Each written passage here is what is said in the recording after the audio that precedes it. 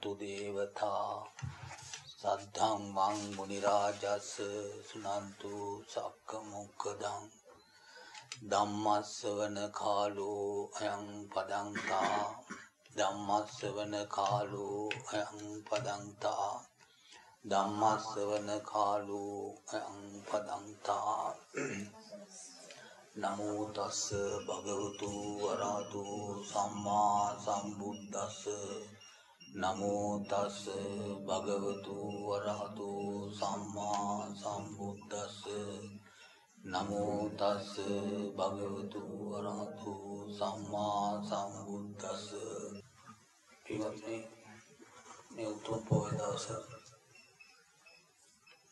හැමෝම පොඩි පිටසක් එක ශ්‍රීලාමේ සත්‍ය අසන්ට යන අවස්ථාව අපි හැමෝම ඉපදිලා ඉන්නේ ගෞතම බුද්ධ ශාසනයේ කල්පාන්තර ගානක් නොයෙකුත් විවිධ ආත්මවල රැඳිලා පොඩි කාල පරිච්ඡේදයකට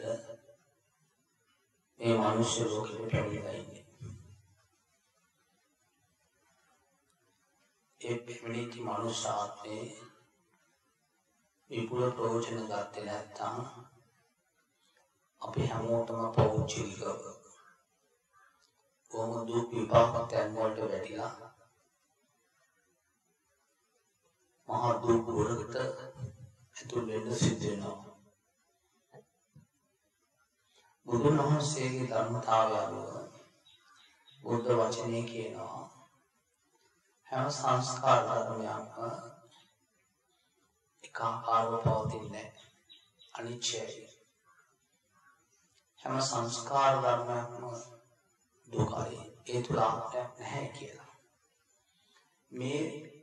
මේ තුන තේරුම් ගැනීම සඳහා අපි බොහෝ වෑයම් කරලා මනස පුහුණු කරලා දැකිය යුතු දෙයක්.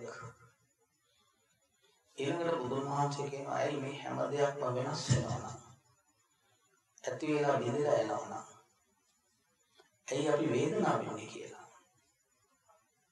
ඇයි අපි දුක් වෙන්නේ කියලා. ඇයි අපි හඬන්නේ කියලා. ඇයි අපි කම්පා වෙන්නේ කියලා. මේ හැම සංස්කාර ධර්මයක්ම ඇති වෙලා බිඳලා යනවා නම් ඇයි අපි වේදනාව වෙන්නේ කියලා බුදුන් වහන්සේ අහනවා. ඇයි අපි කම්පා වෙන්නේ? ඇයි අපි හඬන්නේ? වැළපෙන්නේ මේ හැම දෙයක්ම ඉපදලා මැරෙලා යනවා නම් මැරෙලා යන ඉපදලා මැරෙලා යන දෙයකට ඇයි අපි දුක් වෙන්නේ කියලා. මේකත් අපි දුක් වෙන්නේ අපි තුල තියෙන අසීමිත ආශාව නිසා. අපි වේදනාව වෙන්නේ අසීමිත ආශාවත් වෙන කොහෙවත් ඇති වෙන දෙයක් නෙවෙයි. මේ හැම සිදුවීමක්ම සිදුවෙන තමන්ගේ අභ්‍යන්තරේ. එතකොට මේකට මුහුණ දෙන්න තමයි බුදුදහම බුදුරු ලෝකෙට හෙළිදරව් කරන්නේ. බුදුරු ලෝකෙට පහළ වෙලා මේ සත්‍ය හෙළිදරව් කරන්නේ මේකට මෙච්චර කාලයක් අපි වේදනාව වුණා, අපි හැඬුවා, අපි වැළපුණා. මේ හැම දෙයක්ම වෙනස් වෙනවා කියන දේ අපි හරියාකාරව තේරුම් කරගත්තේ නැති නිසා අපිට මේ සිදුවීම සිදු වෙනවා. ඒක හොඳට අහන්න. නමුත් අපි ඔක දන්නවා කියලා හිතන්න එපා. අපිට යම් සිදුවීමක් සිදු වෙනකොට තමයි අපේ මානසික අවදි කරලා තේරෙන්නේ අපි කොච්චර මේවට වේදනාව වෙනවද කියලා. ඒක බුද්ධ වචනේ කියනවා මේ සංස්කාර ධර්ම අනිච්චය නම් ඇති වෙලා බිඳලා යනවා නම් ඇයි වේදනාව වෙන්නේ කියලා. යමකින් අහුවොත් යමකට ඍජුව ප්‍රකාශනයක් කළ හැකි අපි වේදනාවෙන් අපි මෝඩකමට කියලා. මං කියන දේ හරියද කියන්නේ? අපි වේදනාව වෙන්නේ අපේ තියෙන අඥානකමට මෝඩකමට. නමුත් ස්වභාවය හැටියට නම්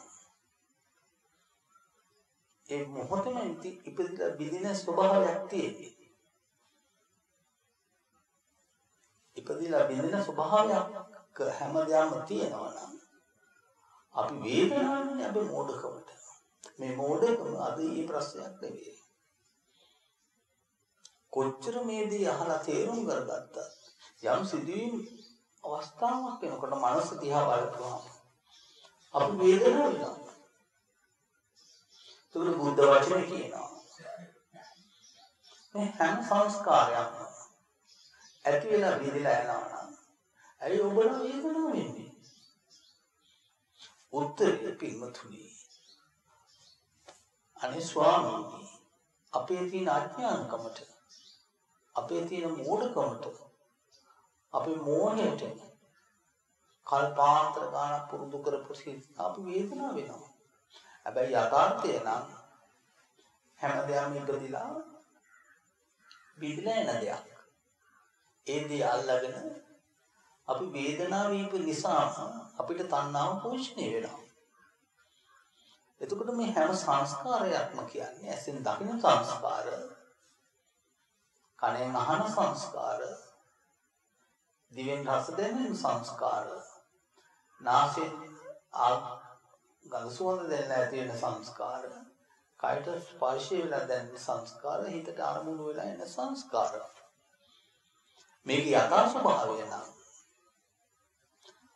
හටගත්ත මොහොතේම නැති වෙලා යනවා. නමුත් ආලෝකයේ පිටින් හොයන්න යන්න එපා පිටුතුනි. ආලෝකයේ තියෙන්නේ තමා තුළමයි. කාගෙන්වත් දරුවන්ගෙන්වත් ඉඩම් කඩම් වුණොත් මුතුමැණික් වලින්වත් යාහන වාහන වලින් මිනිස්සු ආලෝකය හොයන්න යන්නේ වගේ. නමුත් සිදීම දාලා තුල බලනකොට ආලෝකයේ තියෙන විතර නෙවෙයි පිටුතුනි. ආලෝකයේ තියෙන තමන්ගේ අභ්‍යන්තරයමයි. මරුන් කාර්යයක් තමයි. තමයි මවාගත්තේ. මේ මවාගත්තේ මොකද්ද? මවාගත්ත දේ ගැන කිව්වොත් මෙන්න මෙහෙමයි. බුද්ධ වචනේ කියන ප්‍රකාශනය කරනවා. අතීතී බොහෝ ඈතක ඇති කරගත්ත දුගදහමන වනයක් තියෙනවා. අතීතී බොහෝ ඈතක තමා විසින් හදාගත්ත නිර්මාණය කරගත්ත තමා වශයෙන් තියුත් වනයක් තියෙනවා. ඒ වනයේ තුල ඒ ගඩුව තුල දුගදහමන හිල් නමයක් තියෙනවා. නව දොරක් තියෙනවා. මේ දුගදහමන වනයේ නව දොරකින් දුගතිය හමනවා. දුගතිය ගලනවා. මේක ඇති කරගෙන තියෙන අදේ නෙමෙයි පින්වතුනි. බොහෝ කාලයක් මේ කය මෙසේ නිර්මාණය කරගෙන තියෙනවා. කාගේද මේ කය? තමාගේ. මේ කය මෙහෙම නිර්මාණය කරගත් අපි හට නොයෙකුත් අයිතිවාසිකම් තියෙනවා. කාගේද ඒවා මාගේ. මම තමා. මට තමා. මෙවැනි දුගදහමන ගඳ ගහන කයක් දරාගෙන මේ ලෝකෙම අයිතිවාසිකම් කියනවා. ඒ නිසා මේක අදේ ඇති කරගත්ත දෙයක් නෙවෙයි. වතු පිටි, මුතු මැණික්, යාන වාහන, කුල ගෝත්‍ර සේම අපි වශයෙන් තියාගත්ත දේවල් අභ්‍යන්තරය ඇති කරගත්ත මිත්‍යාවක්. එතකොට ඒ අභ්‍යන්තරය ඇති කරගෙන මිත්‍යාව නිර්මාණය කරගෙන ඒ කය සම්බන්ධ කරගන්නවා. බුදුන් වහන්සේගේ ප්‍රකාශනයේ තියෙනවා ඒ කයේ ස්වභාවය ගැන කියනකොට ඈත අතීතී කර්මයක් හේතුවෙන් ඇති කරගත්ත ගඩුවක් තියෙනවා කියලා. ඒ ගඩුවෙන් නව දොරකින් දුගදහමනවා කියලා. වහම මේ කය දිහා බලලා කලකිරෙන්න කියලා කියනවා. මේකේ නිස්සාර භාවය දැකලා කලකිරෙන්න කියලා කියනවා. මේක ගතියක් ඇත්තේ නැහැ. පින්වතුනි මෙවැනි ස්වභාවයක් දිහා බලපුවම අපි මේ කය නිර්මාණය කරගන්න හේතුව තියෙනවා. මේ කය නිර්මාණය කරගත්තේ කොහොමද අපි? කය නිර්මාණය කරන්න මූලික වෙනවා හිත. කය නිර්මාණය කරන්න තමාගේ කය නිර්මාණය කරන්න මූලික වෙනවා හිත. හිත විසින් තමයි කය පනවගෙන ඉන්නේ. කොහොමද පනවගෙන ඉන්නේ? විඥානය මැදි වෙලා. මේ දෙක සැබදියාව තුල නිර්මාණය කරගෙන ඉන්න කය. ඊළඟට කය පනවගන්න නිර්මාණය කරන්න තමා නිත්‍ය භාවයක් හිතාගෙන නිර්මාණය කරන්නේ කොහොමද? මේ අස්කන්නාස දිවසිත කය කියලා දේවල් තියෙනවා. මේ වගේ තමා නිර්මාණය කරගන්නවා. හැබැයි බුද්ධ වචනේ කියන ඇහෙන් දකින සංස්කාර, ඇහෙන් දැකලා ඇති වෙන සිතුවිලි, එක දෙයක්වත් සිත නිට්ටියව පවතින්නේ නැහැ. කනෙන් අහලා ඇති කරගන්න සිතුවිලි නිට්ටියව පවතින්නේ නැහැ, අනිත්‍යමයි. බුද්ධ වචනේ. එතකොට මේ දෙක අපි කොහොමද අපි තුලින් නිර්මාණය කරලා කියලා බලපුවම තේරෙන්නේ. වෙන කොහෙන්වත් ප්‍රශ්නයක් නෙවෙයි පිටුතුනි. මේම ලෝකයක් නැහැ. මේ ලෝකේ හැම දෙයක්ම ඇති වෙලා තියෙන්නේ ආපෝ ධාතු, තේජෝ ධාතු, ආයෝ ධාතු, පඨවි ධාතු වලින්. තමන්ගේ කය නිර්මාණය කරලා තියෙන්නේ ආපෝ ධාතු, තේජෝ ධාතු, ආයෝ ධාතු, පඨවි ධාතු වලින්. එතකොට කය නිර්මාණය කරලා තියෙන්නේ මෙහෙමනම් ලෝකයේ තියෙන හැම දෙයක්ම පවතින්නේ ආපෝ ධාතු, තේජෝ ධාතු, වායෝ ධාතු, පඨවි ධාතු වලින් නම්. එතකොට කොහොමද අපි විසින් නිර්මාණය කරගන්නේ? තමා නිර්මාණය කරන තමාගේ ඉඳුරන් පහේ. වෙන කොහෙන්වත් නෙවෙයි. එතකොට ඉඳුරන් පහේ ක්‍රියාකාරීත්වය ගැන බුද්ධ වචනේ ප්‍රකාශනය කරනවා. එහෙන් දකින්න සංස්කාර අනිත්‍යයි. ඒක නිත්‍ය භාවයක් නැහැ. ඒක වෙනස් වෙනවා. ඇයි ඔබ වේදනාව වෙන්නේ? කනෙන් අහන සංස්කාර උපදිලා බිඳිලා එනවනම් ඇයි ඔබ වේදනාව වෙන්නේ? දිවෙන් දැනෙන සංස්කාර වෙනස් වෙලා යනවනම් ඇයි ඔබ වේදනාව වෙන්නේ? දැන් බලන්න පින්වතුනි උදාහරණයක් ගත්තාම අද උදේ ආහාරය ගත්තා. මේක තේරෙනවා ඇති. මහ ගැඹුරක් මම ප්‍රකාශනය කරගෙන යන්නේ. ඔබ සියලු දෙනාම අද උදේ ආහාරය ගත්තා. ඒ ආහාර සිදුවීම නම් ඔබලා වේදනා කරගෙන තමයි ඒ ආහාරය භුක්ති විඳින්නේ.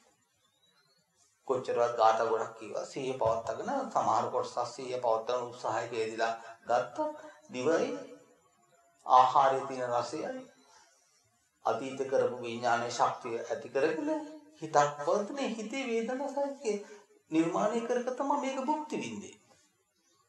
නමුත් ආහාරයේ මායාවක් වගේ නැති වෙලා ගියා.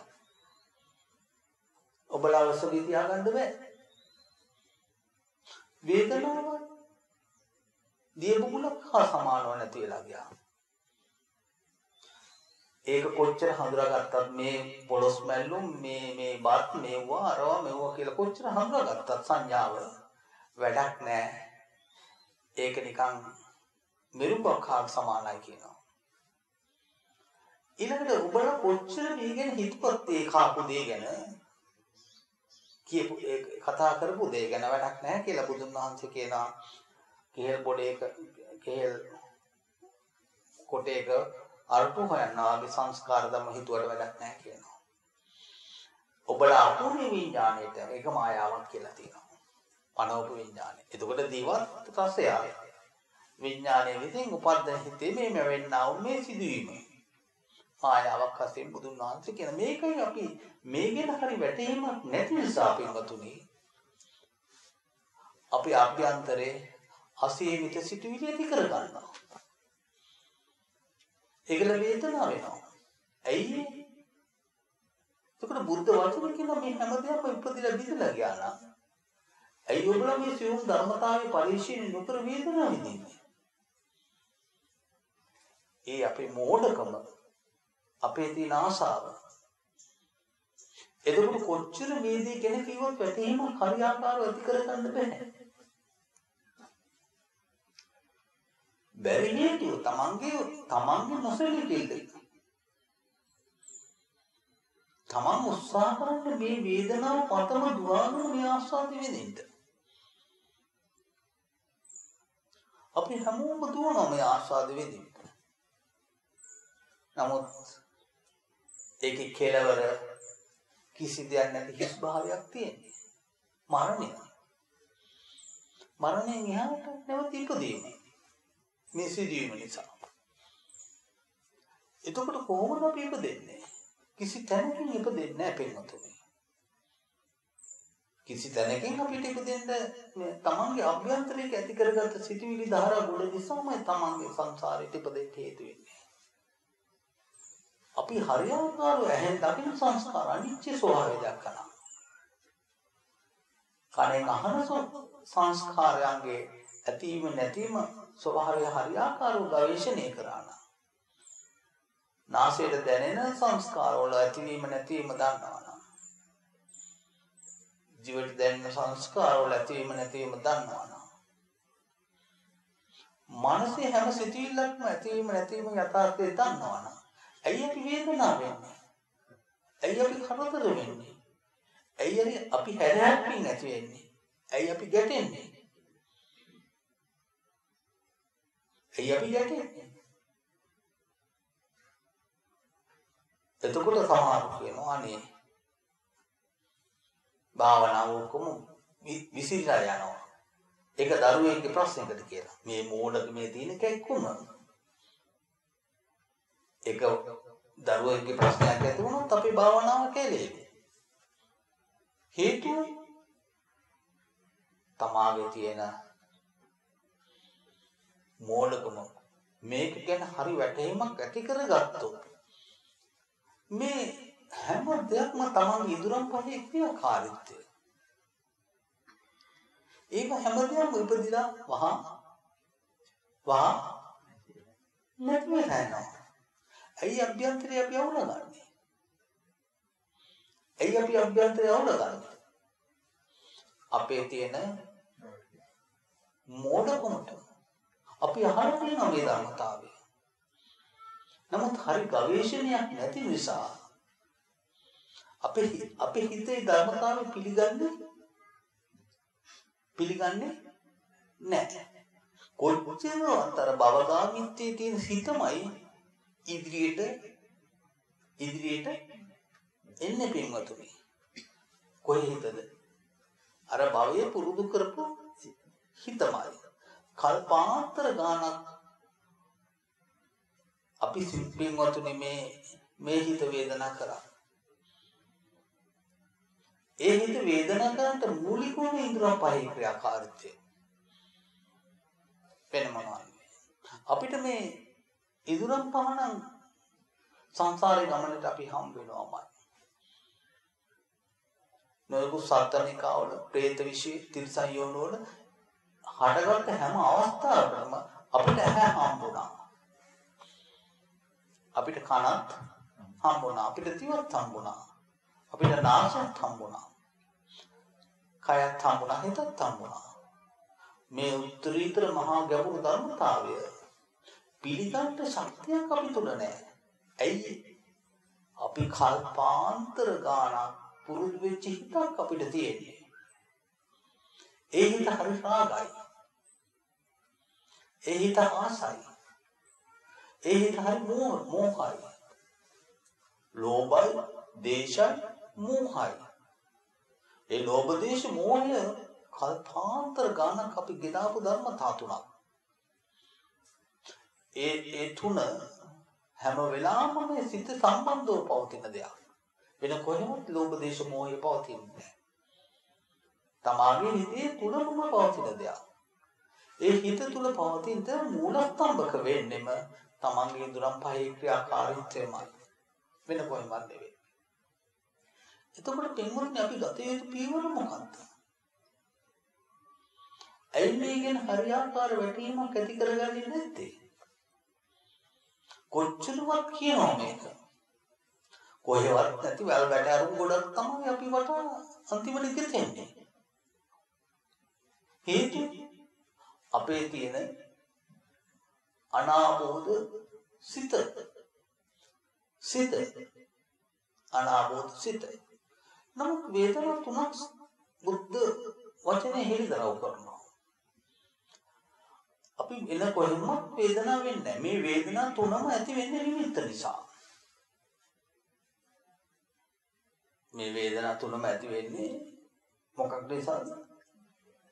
මොකක් නිසාද? භාවනා කරන එක්කෙනෙක් කියන්නේ නිමිත්ත නිසා.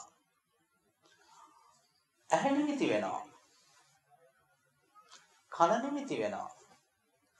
නාසය නිමිති වෙනවා.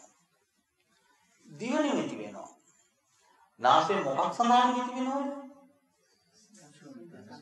ගඳ සුවඳ නිමිති අරමුණු කරන නිමිති වෙනවා. ඇහැ මොකක් සඳහා නිමිති වෙනවද? රූප සම්බන්ධයෙන් නිමිති වෙනවා. කන මොනක් සම්බන්ධ නිමිති වෙනවද? ශබ්දය සඳහා නිමිති වෙනවා. කය මොකක් සම්බන්ධද? පරිශය සඳහා නිමිති වෙනවා නම් හිත මොකක් සම්බන්ධව නිමිති වෙනවද කිව්වොත් අරමුණු සම්බන්ධව නිමිති වෙනවා. මේක දැන් ඇහිලා මොකද වෙලා තියෙන්නේ? කම්මලේ ඉන්න බලන්නට වගේ මේක ස්වභාවය තේරෙන්නේ නැහැ. මෙන්න මේ නිමිත්ත නිසාම අපි වේදනාව වෙනවා. නිමිත්තම දුක උපදිනවා. නිමිත්තම සංතානයේ දුක උපදිනවා. වෙන කොහෙවත් නෙවෙයි. රූප නිමිත්ත නිසා. මේ පින්මුතු මුදේ ඉඳන් මේ වෙන තුරුම ගත රූප නිමිති කෝ. මේ පින්වතු උදේ ඉඳන් මේ වෙනකන් ගත දේවල් තියෙනවා. දැකපු දේවල් තියෙනවා. ඒ දැකපු දේ නිමිති වෙලා තියෙනවා.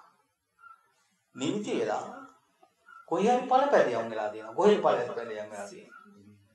කොහේ ඵලපැදියම් සිතේ එකතු වෙලා තියෙනවා.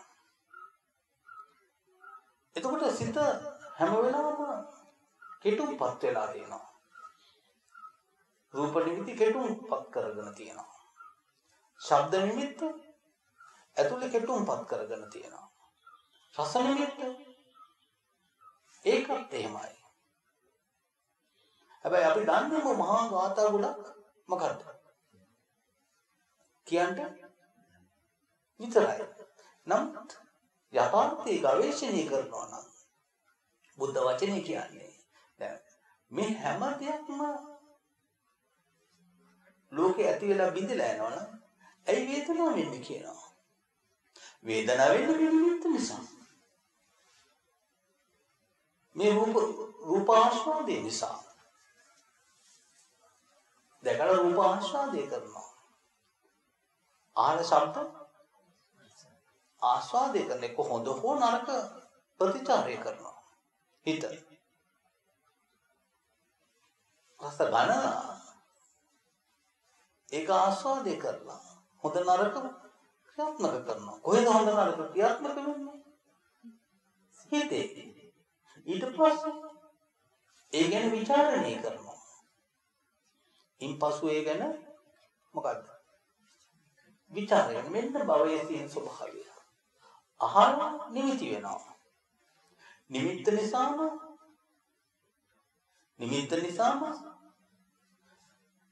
නිමිත්ත නිසාම වේදනාව වෙනවා. වේදනාව නිසාම විචාරණය වෙනවා. එක්ක විතර්ක නිසාම විචාරණය වෙනවා. විචාරණය නිසාම කාය කම්ම වාක්කම සිද්ධ වෙනවා. මේ භවගාමිත්‍ය ස්වභාවය. එතකොට දිව නිමිති වෙනවා රසය සම්බන්ධව. නිමිත්ත තුල ආස්වාදයේ විදිනවා. ආස්වාදයේ ප්‍රතිලාභය විතර්කණය. සිතුවිලි ප්‍රතිලාභය විචාරණය. විචාරණය ඉදන් කාය කම්ම වාක්කම්ම. අන්න මේකේ ප්‍රතිලාභය පින්වතුනි මොකද්ද? ජාතිය, ජරාව, ව්‍යාධිය, මරණය. ජාති ජරා ව්‍යාධි මරණ. ශෝක පරිදේව දුක් දුම්නස්. එයි මේවා සියලු දේම අපිට හම්බ වෙන්නේ මොකක් හින්දාද? ඉපදීම නිසා කිසි තැනක් නෙවෙයි. මොකක් නිසාද? ඉපදීම නිසා. අපි මේක දැන් අහලා ඉගෙන ගැනීම නෙවෙයි කරන්න තියෙන්නේ. හැමෝම කරන්නේ මොකද්ද? අහන කල්පනා කරලා ඉගෙන ගන්නවා. ඒක හොඳයි. නමුත් මේක ගවේෂණයක් කරන්න. ඇස සම්බන්ධව රූප නිමිති ඇති වෙනවා නම් මේ දෙක සම්බන්ධ වෙන්නේ විඥානය විසින්. పూర్වේ කරපු චින්තාම වේගයක් වැඩි වෙලා හිතක් උපදන් නිමිත්ත තුළ හිතක් උපදිනවා. ඒ හිත තුළ වේදනාව වෙනවා. සුඛ හෝ දුක්ඛ හෝ වැටෙනවා. මේ දෙක නිසා ලෝභ දේශේ පවතිනවා. එක්ක ලෝභාන්තයට වැටෙනවා නැත්නම් හිත දේශාන්තයට යනවා. මේ ලෝභ දේශ නිසා අභ්‍යන්තරේ අපිට නැවතත් හිතවිලි කැකෑරෙනවා. එතකොට මේක තමයි අවිද්‍යාව පත්‍ය සංඛාරා කියලා කියන්නේ. එතකොට අපි කියමු කන සම්බන්ධයෙන් කනේ තියෙන බෙලහැරක් වගේ ලෝකේ ශබ්දය නිකුත් වෙනවා. අතීතී පූර්ව අතීතී විඥානේ පහළ වෙලා මේ තුන් දෙනාගේ සංගමණය නිසා හිතක් උපදිනවා. ඒ කන නිමිති වෙච්ච හින්දා. ඒ හිතේ එක්ක සුඛ දුකාන්තේ වැටෙනවා. සුඛ දුකාන්තේ වැටෙනවා. එතකොට කන ශබ්ද විඥානේ නිසා උපදින හිතේ අන්න උපත්ති හිතේ මහ වේග ධාරා පහක් ඇති වෙනවා. උපදින හිතේ එක එකන පස්ස වෙනවා, වේදනාව වෙනවා, සංඥා වෙනවා, චේතනා වෙනවා, මනසිකාරය වෙනවා කියලා. ඒක හිතේ හැලි පහක් ඇති වෙනවා. මේක සාධාරණයි. මේක අසාධාරණ නැහැ. ඒකයි සාධාරණයි කියලා සිතුවිලි කියන්නේ. සිතක් උපද්දවනවා. ඒ සිතේ තමයි මේ රැලි පහ ඇති වෙන්නේ. නමුත් ඒකෙන් දැකීමට අවකාශ තියෙනවා.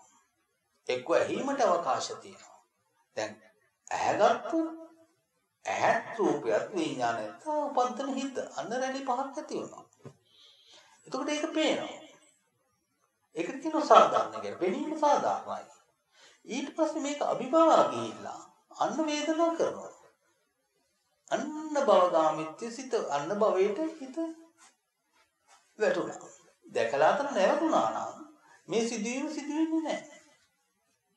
නමුත් අපි කරන්නේ අර දැකපු රූප නිමිත්ත පස්සේ ආස්වාදයේ විඳ නිසා මෙන්න මේ සිදුවීමක් අපිට පත්තුරා. දිවට ගත්තාම රසය නිවති වෙනවා. දිවත් රසයත් විඥානයේ පහළ තුන් දෙනා සංකම්පන නිසා හිතක් උපදිනවා. ඒ හිතේ තමයි පස්ස වෙනවා, වේදනාව වෙනවා, සංඥා වෙනවා, චේතනා වෙනවා, මනසිකාරය කියන සිතිවිලි පහක් උපදිනවා. වේගය. ඒක වේගයක්. ඒ වේගයෙන් පසුව අන්න හිත ඒ පර්ශය තුලම ඉඳගෙන වේදනාව කරනවා. වේදනාවතක සුඛාන්තයට දුක්ඛාන්තයට. අන්න වේදනාවෙන් අපිට තණ්හාව පෝෂණය වෙනවා. තණ්හාවේ ප්‍රතිලාභය තමයි උපාදානය. උපාදානයේ ප්‍රතිලාභය තමයි භවය. උපාදානය නිසා මොකේද තල්ලු කරන්නේ? භවයට තල්ලු කරනවා. ඒකේ ප්‍රතිලාභය මොකද්ද අපිට? මෙන්න මේ වගේ අය කුණු කයක් හම් වෙනවා. අන්න ජාති කිව්වේ එකයි. මව කුසේක හට ගන්න සිද්ධ වෙනවා. ජාති, ජරා, ව්‍යාධි, මරණ, ශෝක පරිදේව දුක් තොම්නස් අන්න ඇති වෙනවා. මේකට හේතුව මෙන්න මේ හැම වෙලාවෙම ඉඳුරන් පහ අපි නිමිති කරපු නිසා. එතකොට නාසයේ තියෙන ඒ ලුකුරයක් වගේ දෙයක්. මේකට ගඳ සුවඳ හම්බ අර චින්තා වේදි තුන් වෙනව පාරණ හිතක් උපදිනවා. ඒ හිතේ තමයි පස්ස වේදනා සංඥා චේතනා මනසිකාරය උපදිනවා. ඒ උපදින හිතේ නැවතුන තන වේදනාව. අන්න සුඛාන්තිතේ දුක්ඛාන්තිතේ මේ ගඳ සුවඳ නිසා හිතවත් ගත්තා. ඒ දෙක නිසා ඒ සුඛාන්තිත දිගන අන්න තණ්හාව පෝෂණය වෙනවා. අන්න තණ්හාව නිසා මොකද වෙන්නේ? උපාදානය වෙනවා. උපාදාන පත්‍ය භවයට තල්ලු කරනවා. භව පත්‍ය ජාති ජරා මරණ ශෝක පරිදේව දුක්ඛ සුඛ පිය දුන්නේ. එතකොට වගකීම් පස් දෙනයි ඉන්නේ මේකට. එතකොට කය තියෙනවා ඉසකේස් වල රෝමියම් කෝප හැර අනිත් තැන් වල හැම වෙලාවම ස්පර්ශය දැනෙනවා. බාහිරින් දැනෙනවා ස්පර්ශය. මේ දෙක සම්බන්ධනවා කාය විඥානය. ඊට පස්සේ හිතක් උපදිනවා. උපදින හිතේ තමයි අන්න වේදනාව ඇති වෙන්නේ සුඛ හෝ දුක. ඒකෙන් ඒ අන්ත දෙකට හිත වැටෙච්ච නිසා තණ්හාව පෝෂණය වෙනවා.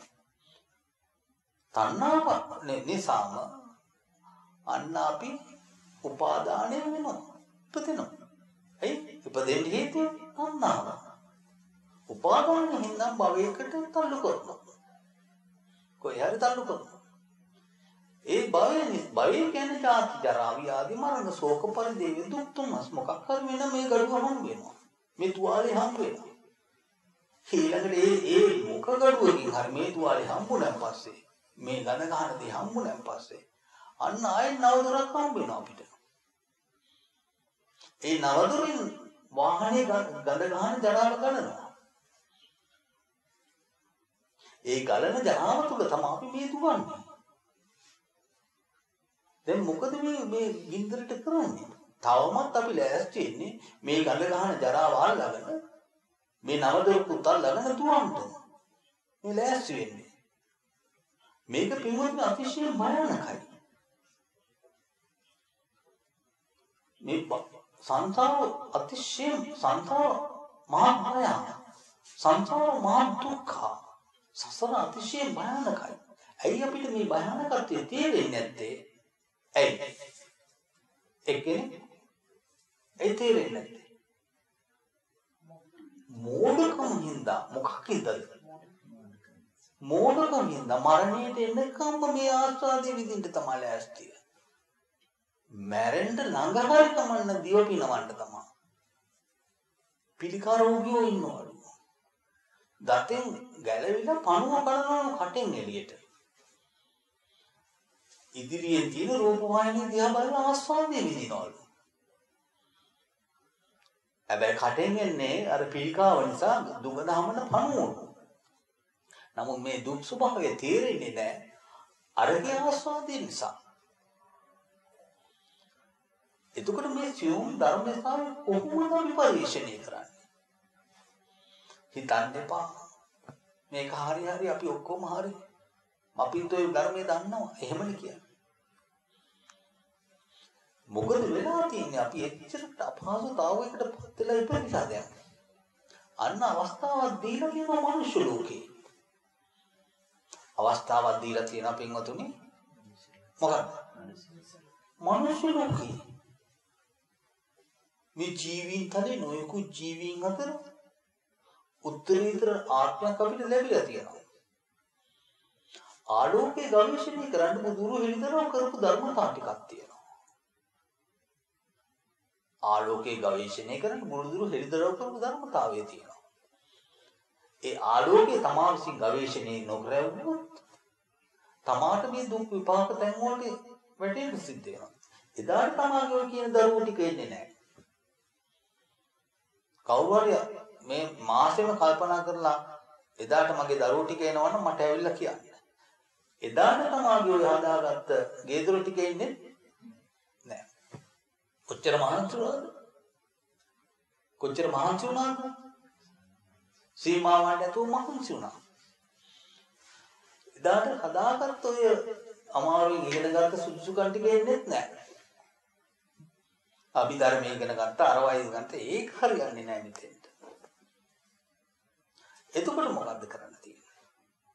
එදාට තමයි මහාචාර්යවරයෙක්, මහා දොස්තරවරයෙක්, මහා මේ ගුරුවරයෙක් කියන්නේ වාඩුවේ කොම් තමා හතින් ඇති කරගත්ත නිර්මාණයෙන් ඇති කරගත්ත මායාකාර දිට්ඨිය තම තුළ ඉන්නේ.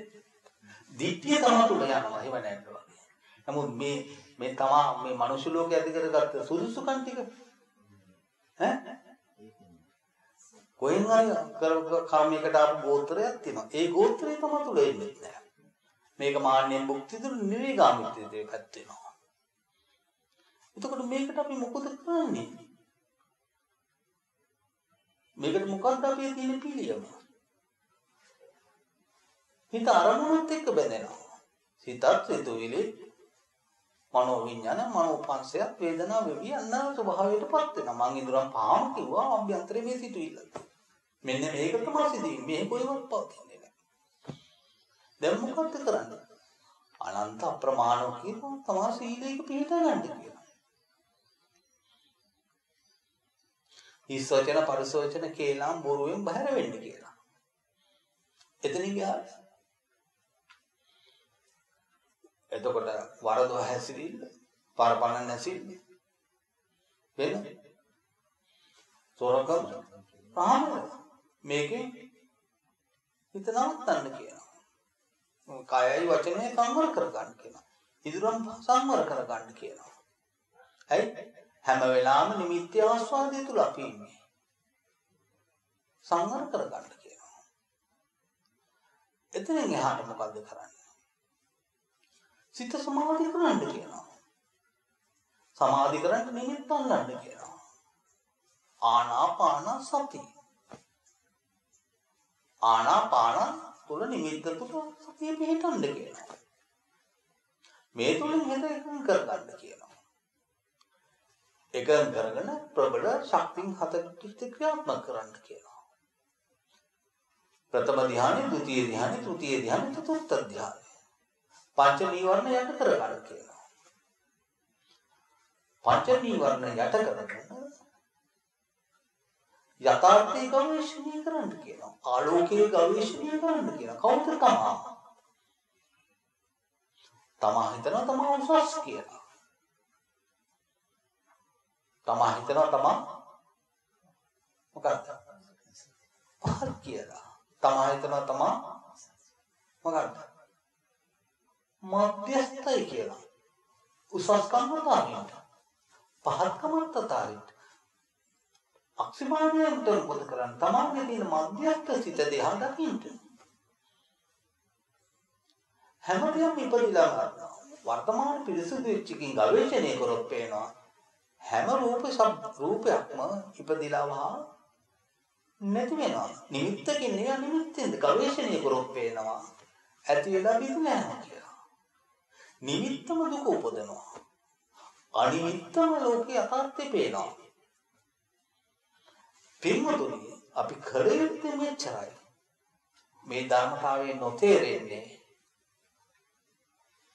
හේතුව එයාගේ මනස සසරේ පුරුදු කරපු ධර්මතා ටික එකතු වෙලා නැහැ පින්වතුනි. ඒකයි නොතේරෙන්නේ. නමුත් අහලා හරි උත්සාහයක යෙදුණොත් ටික ටික දිරට ඉදිරියට යන්න අපිට මොකක්ද? ශක්තිය වීර්යය ඇති වෙනවා. එතකොට හැම දෙයක්ම උපදිනව නැති ලැබේවා. නාම රූපයක ඇතිවීමත් නැතිවීමත් පේන්න පටන් ගන්නවා. අන්න එතකොට අපිට උද්‍යාවේ ඥානය පහළ වෙනවා. ඥාන දර්ශනය පහළ වෙනවා. මොකද්ද? ඇති වෙලා හැම දෙයක්ම බිඳෙන ස්වභාවය පේනවා. ඊට පස්සේ තමගේ අභ්‍යන්තර පරිශ්‍රණයක් කරනවා. ඒ වේදනාවෙන් යන බුදුන් වහන්සේ කියනවා. මේ හැම දෙයක්ම ඉපදිලා දැන් කියන්න අහගෙන හිටපු ධර්මතාවය හැම දෙයක්ම ඉපදිලා බිඳිලා යනවා නම් ඇයි අපි ඔක්කොම අභ්‍යන්තරේ මොකද්ද? වේදනාවෙන් යන බුද්ධ වචනේ අහනවා. දැන් මේ වේදනාවත් අපිට තියෙන ගතිය මොකද්ද? මම මුලින් කිව්වා වේදනාව වෙන්නේ මෙහෙමයි. මේකේ ගතිය මොකද්ද? තණ්හාව පෝෂණය වෙනවා. මේකේ අපිට ලැබෙන ප්‍රතිලාභය මොකද්ද? උපාදානය වෙනවා. උපාදානයේ තියෙන ප්‍රතිලාභය මොකද්ද? භවයට තල්ලු කරනවා. පින්වතුනි අනිවාර්යෙන් කරන්ට නම් දෙයක් නැහැ කරේ නැත්තම්. අපිට කියන්න පුළුවන් මොකද්ද? අපිට මොකද්ද කරන්න පුළුවන්? කියලා දෙන්න විතරයි. කරන්නේ කවුද? තමා කරන්නට. කාගෙන්වත් පිළිසරණක් හොයන්න එපා මේකට. බුද්ධ ධම්ම සංඝ තියෙනවා. ඒ අත්වැලක් ආපු ගුරුවරු ඉන්නවා. ඒගොල්ලෝ ලෝකෙට ආලෝකය පෙන්නනවා. අපිට මොකද කරන්න තියෙන්නේ? ඒ උපදේශ අනුව මේක ගවේෂණය කරලා දෙක ගන්න. එතකොට Tamanටම තේරෙයි. Tamanගේ හිත නිවිලා යනවා තමයි.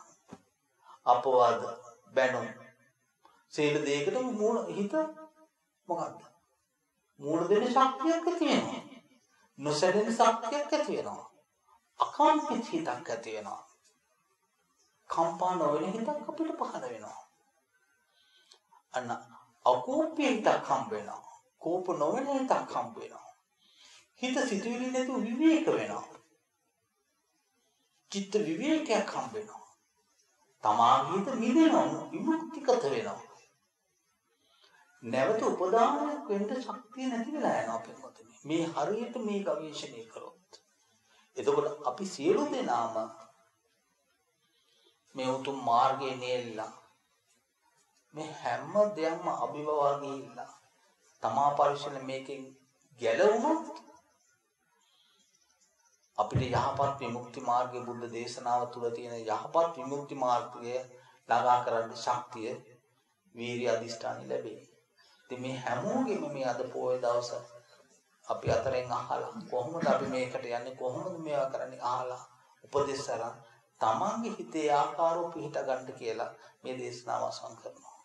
ආකාසට්ටාච බුම්මට්ටා දේවා නාග මහින්ද්‍රිකා පුඤ්ඤන්තං අනුමෝදිත්වා චිරන් රක්칸තු ලෝක සාසනං. ආකාසට්ටාච බුම්මට්ටා දේවා නාග මහින්ද්‍රිකා තං අනුමෝදිත්වා චිරන් රක්칸තු දේශනං. ආකාසට්ටාච බුම්මට්ටා දේවා නාග මහින්ද්‍රිකා පුඤ්ඤන්තං අනුමෝදිත්වා චිරන් රක්칸තු මම් පරන්ති.